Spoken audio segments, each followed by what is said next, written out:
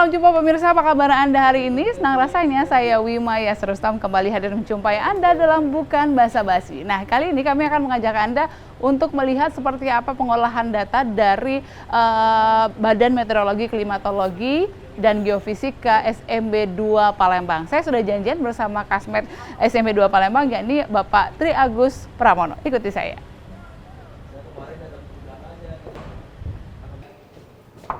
Assalamualaikum. Waalaikumsalam warahmatullahi wabarakatuh. Selamat datang. Ya, Bapak, terima kasih sudah menjawab kami di sini.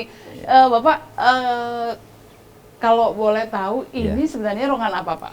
Di sini namanya ruang analisa dan perakiraan. Jadi teman-teman di sini setiap harinya membuat perakiraan cuaca untuk Sumatera Selatan. Kemudian juga membuat perakiraan cuaca untuk bandara atau disebut kita dengan TAVOR. Bisa kita lihat dengan acuan-acuannya, bisa di sini ada radar, ada satelit. Ini sama ya, Pak ya? Sama ya, kita sama. Ini apa nih, Pak? Nah, ini radar cuaca ini langsung update tanggal 5 Februari 2020 jam 7.47.40. Kita pakai jamnya jam Zulu, jam GMT. Atau sekitar kalau di bahasa WIB-nya jam 7 itu jam 14.40. Berarti jam 2.40. Seperti ini ya. Ini kita bisa lihat pergerakan awan di sini. Ini juga Sumatera Selatan seperti ini.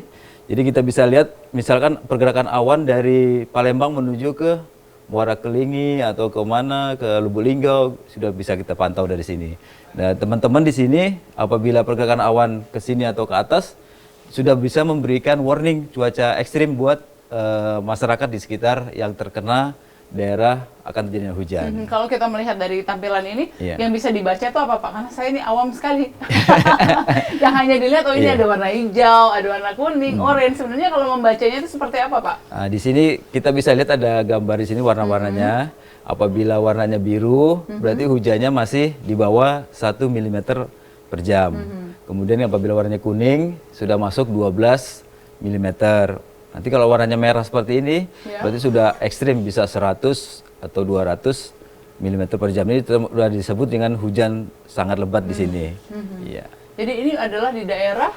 Kalau ini di Pangkal Pinang ini Pangkal Pinang. Kalau kita dari sini, masuk ini udah di Provinsi Bangka Belitung seperti itu ya, Pak ya? Ini yang daerah kita yang seperti ini, daerah sini nih. Pemulutan ini akan terjadi hujan juga di sini. Pada saat ini terjadi hujan dengan intensitasnya kurang lebih 49 sampai 100 mm per jam. Ini namanya warna merah sini. Kemudian warna kuning di sini juga ada nih daerah dekat Tanjung Api-Api sini. Warnanya sudah mulai kuning kemerahan, berarti sekitar 12 sampai 24 mm per jam seperti. Kemudian juga di sini ada ini gambar-gambar benderanya arah dan kecepatan angin. Ya, ini akan atau sudah terjadi? Ini sedang terjadi. Ya. Baik, kalau di sebelah kanan ini apa, Pak? Nah, di sini satelit cuaca. Satelit cuaca ini gambaran global. Global artinya kita bisa seluruh Indonesia, bisa hanya Pulau Kalimantan, Jawa. Kita di sini di Sumatera Selatan di sini. Nah, kita lihat seperti itu. Jadi kalau yang warnanya merah, ini juga berarti suhunya sudah negatif. Suhu negatif itu berarti awannya awan CB cumulonimbus. Awan CB itu berarti awan yang hitam pekat seperti itu. Nah, itu bisa mengakibatkan terjadinya hujan yang sangat deras, petir. Kemudian juga kalau dia masuk di perairan, gelombangnya akan menjadi lebih besar. Dan mengganggu penerbangan? Penerbangan, sangat mengganggu penerbangan. Jadi katakanlah ketika ini yang berwarna merah, ini akan terjadi hujan di situ atau sedang terjadi hujan sedang di sana? Terjadi hujan, iya, warna merah ini. Kita lihat pergerakannya kemana arahnya, sini. Nah, berarti nanti sekitar jam berapa bisa terjadi di sekitar sini merahnya seperti itu. Sedangkan kalau di Sumatera Selatan ini kayaknya aman-aman saja untuk hari ini ya, Pak ya? Untuk hari ini masih aman. Nah, ini kan global ya, global artinya skalanya lebih kecil daripada yang ini.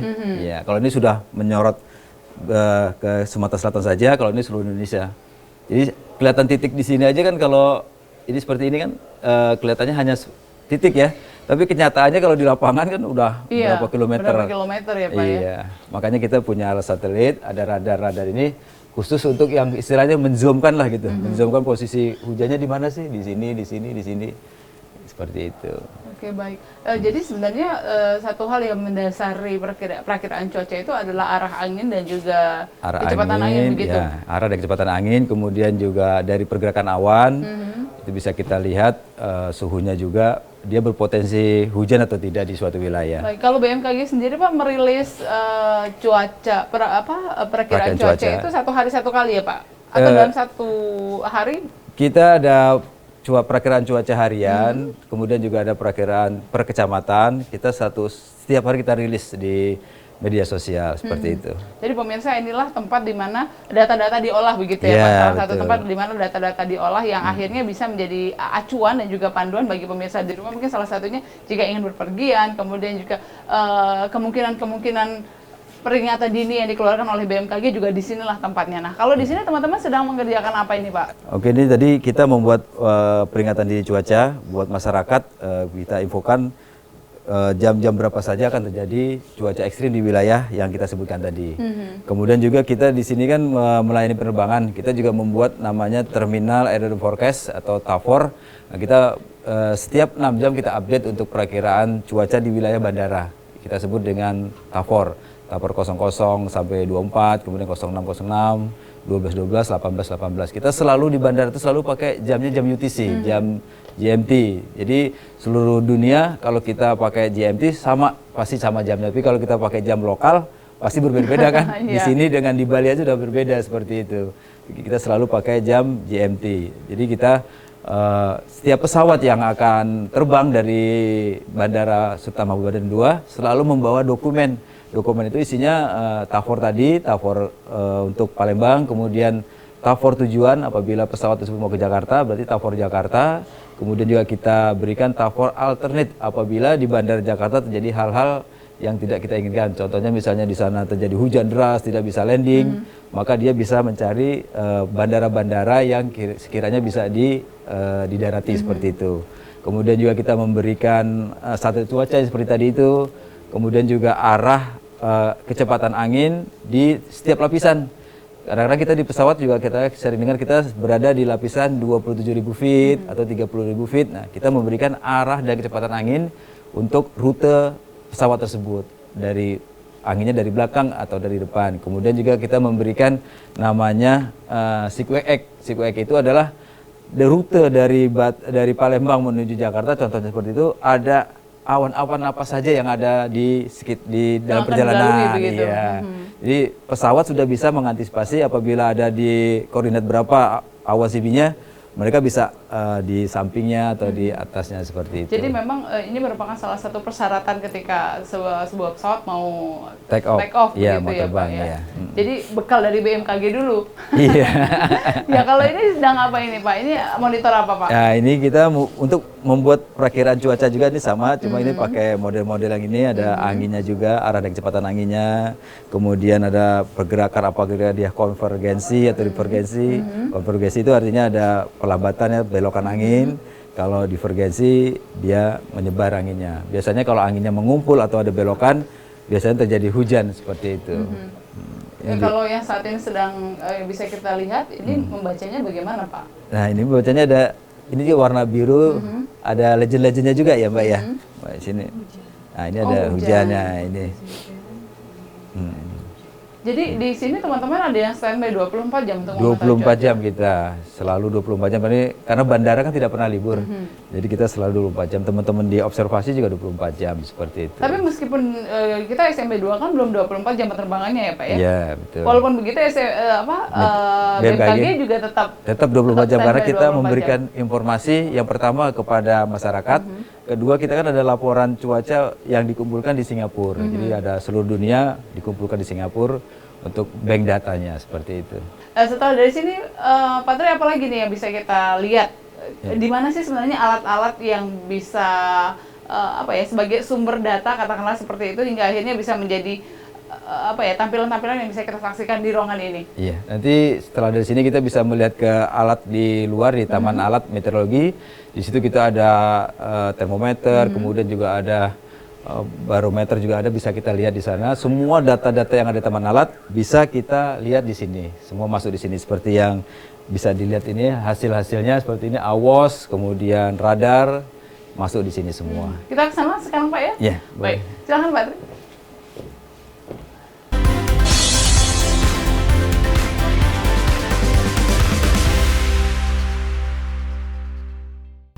Pak Tri ngomong-ngomong sudah berapa lama Pak di BMKG? Saya di BMKG kurang lebih 25 tahun. 25 tahun? Iya, tapi kalau di Palembang kita baru 2 tahun. Oh begitu? Iya, paling lama kami di Batam 16 tahun. 16 tahun. Iya. Jadi mungkin apa ya?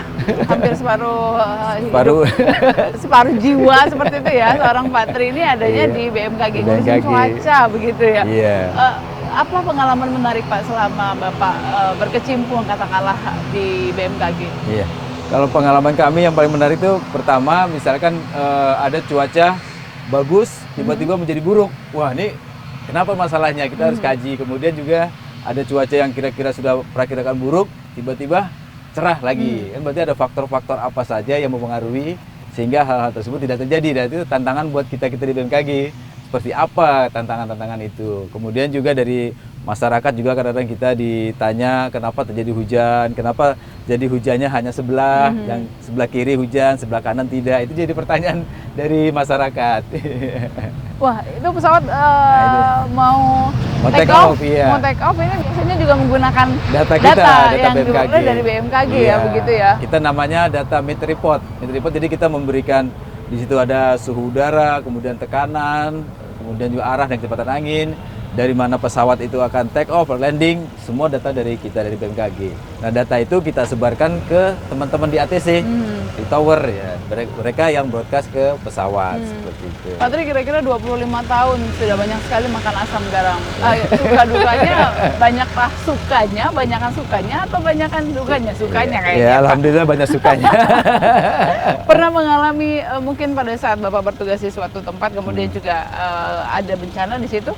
Ya, pernah ada kejadian kami waktu di Batam itu, waktu dinas kemudian ada pesawat yang tergelincir ya. Nah, itu biasanya langsung data-data kita amankan, kemudian juga apa namanya kita berikan ke pihak berwajib seperti itu. Ya. Jadi kalau begini, nggak ingat sana lagi. Kenapa Pak pada saat itu Pak? Ya karena teman-teman BMKG itu memberikan data-data itulah seperti itu. Sebegitu berpengaruhnya jadi peranan BMKG Pak. Iya. Apa yang menjadi cerita itu menjadi apa ya tidak terlupakan bagi seorang Pak Tri? Karena kita kan satu kop ya sama teman-teman di observasi, kemudian juga di forecaster. Biasanya mereka langsung briefing gitu loh, briefing apa sih kendalanya apa, cuacanya seperti apa, kemudian pada waktu itu seperti apa. Jadi kita harus sudah siap-siap seperti itu. Pada waktu itu apa yang terjadi Pak? Ada satu pesawat tergelincir di Bandara Hang Nadiem seperti itu. Tapi sebenarnya tidak ada kesalahan dari BMKG sih tidak ada, kita sudah memberikan informasi. Cuma waktu itu memang keadaannya hujan, waktu itu hujan. Jadi ya mungkin teman-teman di luar BMKG menganggap kita ya faktor cuaca seperti itu. Tapi sekali lagi kita sudah memberikan data-data secara benar seperti itu. Sudah menjalankan SOP dengan Iya, baik ya Pak. betul. Tapi ngomong-ngomong itu menjadi pengalaman yang tidak terlupakan bagi seorang Pak Tri. Iya, betul Mbak. Begitu berpengaruhnya dalam kehidupan Bapak.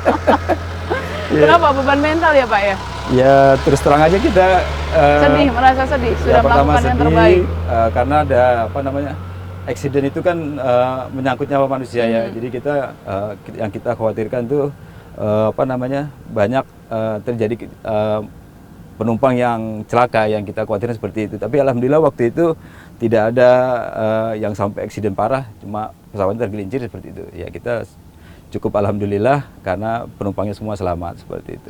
Karena memang pemirsa ternyata seorang teman-teman yang berada di belakang BMKG pun juga merasa tanggung jawab moral seperti itu Iya, Pak ya, untuk bisa menjaga keselamatan penumpang, keselamatan kita semua, apalagi yang ada kaitannya dengan penerbangan begitu. Iya, betul. Baik Pak Tri, mungkin kita bisa bergeser ya Pak ya. Iya.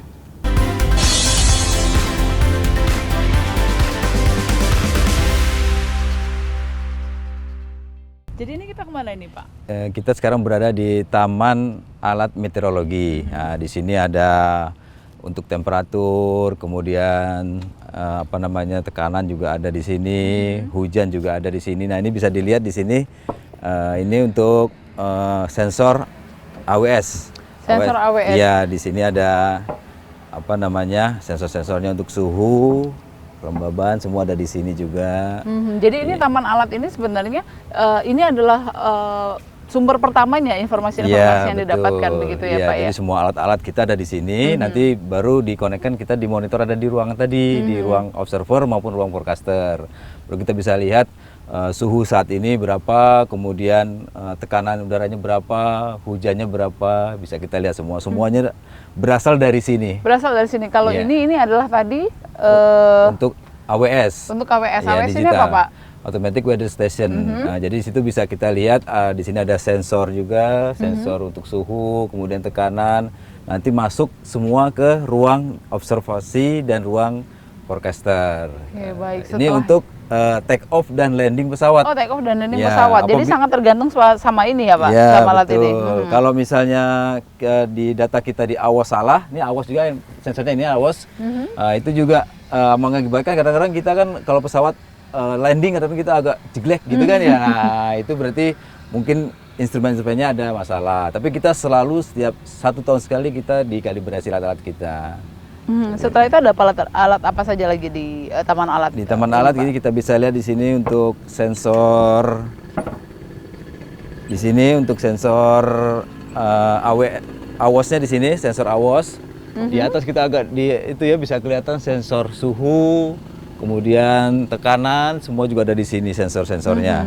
Nah, ini sudah otomatis semua di sini, jadi kita tinggal lihat di ruang sana. Jadi yang dibaca ini oleh alat ini adalah kecepatan angin, arah angin atau apa saja? Arah dan kecepatan angin, kemudian suhu, tekanan, kelembaban dan sebagainya ada di sini, ada sensornya. Baik. Selain ada kita yang digital, kita juga ada manual. Manual di sini ada untuk penakar hujan off. Jadi kalau ada hujan, bisa kita lihat di sini datanya hujan ini sekarang berapa milimeter.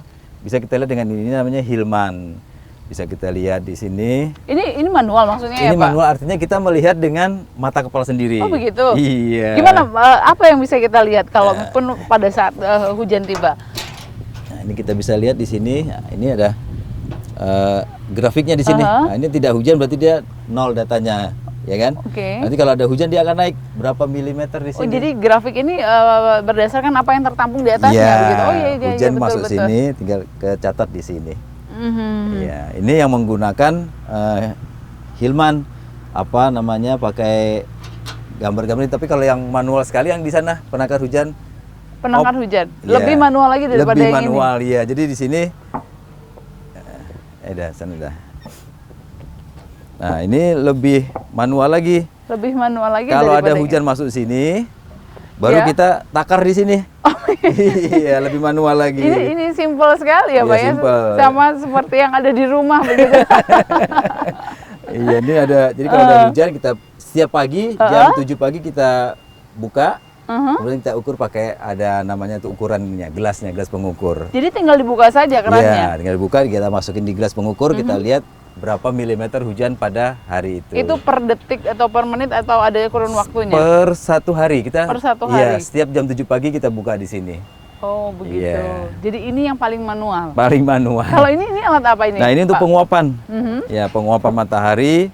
Jadi bisa kita lihat di sini. Ini yang manualnya bisa kita lihat. Nah, ini kan dia apabila kena titik sini, kita pasang dari berapa tadi? Bisa kita baca dari sini ada ukur-ukurannya sini. Nah, bisa kita baca bahwa penguapan ini pada hari ini berapa, itu seperti itu. Ini airnya?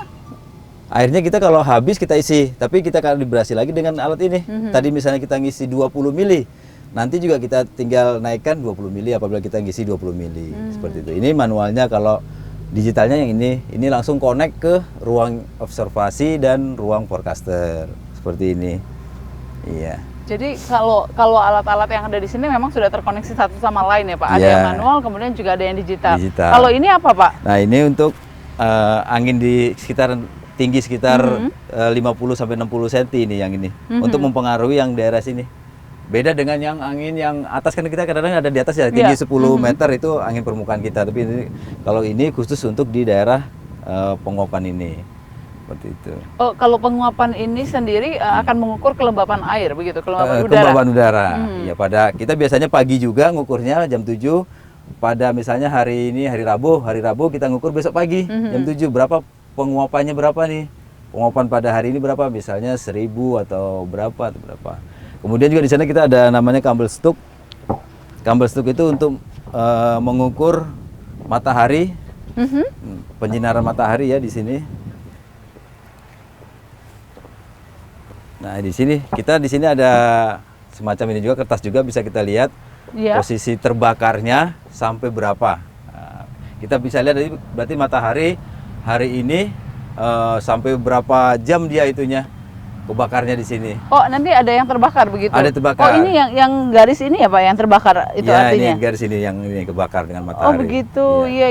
Ini di sini kan ada yang terbakar itu menandakan bahwa pada jam itu? berapa terjadi terbakar ini. Oh seperti begitu. itu ya. Ini juga pagi juga kita ngitungnya selalu setiap pagi.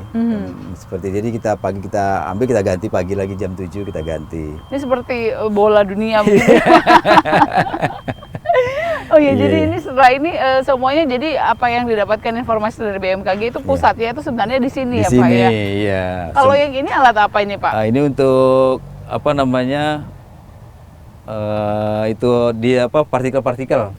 Partikel misalnya kayak kemarin waktu asap. Nah ini kita pakai alatnya ini PM 2,5 untuk mengukur partikel-partikel yang ada di udara berapa, berbahaya atau tidak, seperti itu. Di sini ada, kemudian juga di Kenten juga ada. Oh ini, jadi ini yang menentukan, oh ini sudah masuk kategori berbahaya, kemudian juga partikelnya sudah mengandung zat-zat yang sudah tidak baik untuk tubuh begitu. Inilah yang ternyata pemirsa memberikan informasi sangat akurat pada saat asap kemarin. Oh ternyata sudah harus menggunakan masker waktu itu ya Pak ya. Baik, kalau yang di situ sama Pak? Ya di sini sama, ini alat-alatnya cuma ini untuk ini sama kayak pakai pias juga, hampir sama juga ya. Baik Pak, kalau kita melihat bahwa memang di sini kan memang bisa mengukur katakanlah kelembapan udara, kemudian juga curah hujan. Nah, ini bagaimana caranya kita bisa mengukur daerah katakanlah di Lubuk Linggau, di Musirawas, tapi kan tentunya apakah data yang di sini semuanya bisa terkoneksi dengan teman-teman yang ada di daerah begitu, Pak Tri? Kita di daerah biasanya ada alat seperti yang saya sebutkan tadi itu, yang penakar hujan yang sangat manual, kita titipkan di masyarakat atau juga di kelurahan, desa-desa kita titipkan. Nanti setiap pagi mereka menginfokan juga ke kita bahwa curah hujan pada hari ini berapa, ada hujan atau tidak. Jadi kita data-data itu dari masyarakat di seluruh Sumatera Selatan. Sekitar ada ratusan kita alat di sini, kita sebar semua. Nah oleh sebab itulah masyarakat saya harap juga memberikan informasi yang benar, jangan sampai terjadi hujan dianggapnya tidak mengirim gitu loh. Jadi data-data itu kita kumpulkan, baru kita verifikasi lagi. Jadi memang di daerah-daerah juga berdasarkan alat ukur yang sudah ditempatkan sebelumnya. Iya betul. Keakuratannya seperti apa Pak? Kalau kita ketelitian kita sudah insya Allah udah 100% sudah sangat teliti, yang penting tinggal manusianya. Manusianya artinya bisa membaca dari gelas ukurnya seperti apa, seperti itu. Karena kita kan kita membacanya misalnya 5 mili, tapi orang lain bisa melihat 4,8 lah, seperti itu. Tapi insya Allah kita sudah akurat dengan ada data ini. Baik, Pak Tri, kira-kira dengan semua informasi yang sangat dibutuhkan oleh masyarakat, biasanya kan pagi-pagi itu kan BMKG juga sudah bisa memberikan informasi prediksi cuaca di daerah mana saja yang kira-kira akan turun hujan, kemudian juga di mana saja daerah yang akan ada petir, kemudian juga angin kencang dan lain sebagainya. Kira-kira apa yang ingin Pak Tri sampaikan kepada masyarakat di rumah mengenai informasi yang dikeluarkan oleh BMKG merupakan informasi yang dapat dipercaya begitu? Iya, baik masyarakat di Sumatera Selatan maupun dimanapun Anda berada, harapan kami masyarakat terus melihat dari info-info BMKG, kemudian juga dari Facebook kita, media sosial, WhatsApp dan sebagainya. Yang kami harapkan dengan adanya informasi tersebut, masyarakat siap siaga dengan adanya hujan, kemudian tanah longsor, kemudian juga banjir seperti itu. Iya, jadi memang bisa dijadikan sebagai panduan, acuan juga ya. Pak Tri, terima kasih sekali atas waktunya. Terima kasih kami sudah diajak melihat-lihat seperti apa sih sebenarnya teman-teman di BMKG ini memprediksi, katakanlah memprediksi cuaca yang akan kita hadapi bersama. Apalagi ini musim penghujan, BMKG sering memberikan peringatan-peringatan dini begitu ya Pak Tri. Betul. Terima kasih Pak Tri, akhirnya saya pamit dulu. Pak Tri, terima kasih atas waktunya. Ya pemirsa, demikianlah Bukan Basa-Basi edisi hari ini. Saya Wima Esrusam, tetap saksikan kami dalam Bukan Basa-Basi selanjutnya. Sampai jumpa. Ya Pak, silakan.